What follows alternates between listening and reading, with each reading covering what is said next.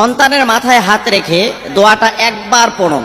আপনার সন্তানকে আপনি যা বলবেন তাই শুনবে, আপনার বাধ্য হবে, আপনার কমান্ড মানবে, আপনার কথা শুনবে। হাজারো ফোন আমাদের কাছে আসে, হুজুর আমার সন্তানটাকে আমি এত ভালোবাসি, যা চায় তাই কিনে দিই, যা চায় তার সব চাহিদা পূরণ করার চেষ্টা করি হুজুর, এরপরও বড় বড় চোখ করে আমার দিকে তাকায়, আমার কথা শোনে না, আমার বাধ্য নয়। মা বাবা উভয়ে কিন্তু একটা সন্তানের জন্য যথেষ্ট বিরক্তি, এবং কোনো কথাই শোনে না, শুধু দুষ্টু ছেলেদের সাথে ঘোরাফেরা করে, মা বাবার কথা শোনে না, পড়ায় মনোযোগ নেই, ভালো রেজাল্ট হচ্ছে না, বিভিন্ন নেশার সাথে জড়িত।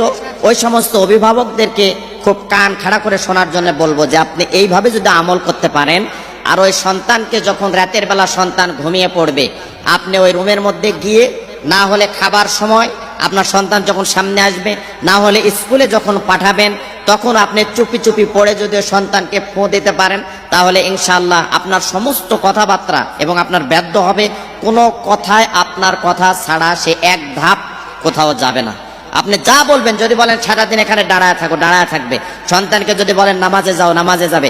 সন্তানকে যদি আপনি বলেন যে কোরআন তেলাওয়াত করুন, কোরআন তেলাওয়াত করবে। সন্তানকে যদি বলেন যে এই সময় তুমি প্রাইভেট করতে যাও, সন্তান প্রাইভেটে যাবে। সন্তান ভালো পড়াশোনা করবে। একা একা আপনার সন্তান মসজিদের দিকে দৌড়াতে থাকবে, আমলের দিকে অনেক দুর্বল হয়ে পড়বে, আমল করবে, এবং ফজরের আগে ঘুম ভেঙে যাবে। আপনার সন্তানকে রাত 9টা 10টা দিকে 12টার দিকে ঘুমাতে যাবে না, এশার নামাজ পড়ে ঘুমাতে যাবে। প্রত্যেকটা কথা আপনার শুনবে, এবং বদ কিছু অভ্যাস আছে গভীর রাত করে ঘুমানো, এবং সে 12টা 1টা বা 10টা 11টা 12টা পর্যন্ত দিনের ঘুমানো, এই যে বদ যতগুলো তার অভ্যাস আছে, সব অভ্যাস থেকে সে ফিরে আসবে ইনশাআল্লাহ। তবে বাবা মাকে একটু সতর্ক এবং বিচক্ষণতার সাথে এবং এই আমলটা করতে হবে। এই আমলটা শুধু একটা বারের জন্য মাথায় হাত রেখে, বা যদি সুযোগ না থাকে দূর থেকে আপনি ফোঁ দিয়ে চুপি চুপি ফোঁ দিবেন, ইনশাআল্লাহ কাজ হবে। আর সুযোগ যদি থাকে তাহলে মাথায় হাত রেখে আপনি সুন্দর করে এই দোয়াটা পড়ে দিবেন। তবে দোয়া পড়ার আগে অবশ্যই আপনি একটা বার দরুদ ইব্রাহিম পড়ে নেবেন, দরুদ শরীফ পড়ে নেবেন। দরুদ শরীফ পড়ার পরে আপনি এই দোয়াটা পড়বেন যে সুবহানাল্লাহ, আলহামদুলিল্লাহ, লা ইলাহা ইল্লাল্লাহু, আল্লাহু আকবার। এটা মাথায় হাত দিয়ে যদি পড়ার সুযোগ থাকে পড়বেন, আর না হলে সুযোগ না থাকলে দেখছেন যে আপনার সন্তান খুব চালাক, অতিরিক্ত ব্রেন বুদ্ধি রাখে, খুব টাউট, আপনি মাথায় হাত রেখে দোয়া করলে মনে করতে পারে যে আমার মা আমাকে কি দোয়া করতেছে বা কি করতেছে। যদি আপনি হেকমতওয়ালা হন তাহলে অবশ্যই আপনি বলে দেবেন যে বাবা তুমি বাইরে যাচ্ছ, একটু দোয়া করে দিই। কিন্তু এই দোয়াটা আপনি পড়ে দিবেন, ইনশাআল্লাহ কাঙ্ক্ষিত ফলাফল আপনি পাবেন। কোনো জেদ থাকবে না, কোনো কান্নাকাটি থাকবে না, কোনো রকমের আপনার বিরক্ত করবে না, অহেতুক বিষয়ে আপনাকে ডিস্টার্ব করবে না। মেধাবী হবে, বুদ্ধিমান হবে, আমল এলমিয়াতের ভিতরে থাকবে, ব্রেনিয়ান্ট হবে, বিচক্ষণ হবে।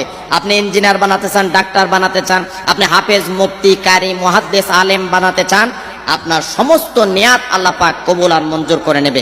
আপনি মাথায় হাত রেখে, না হলে দূর থেকে সর্বপ্রথমে দরুদ শরীফ পড়ে নেবেন, এরপরে বলবেন সুবহানাল্লাহ, আলহামদুলিল্লাহ, লা ইলাহা ইল্লাল্লাহু, আল্লাহু আকবার। এই দোয়াটা আপনি পড়বেন। শেষে আর একটা বার দরুদ শরীফ পড়বেন।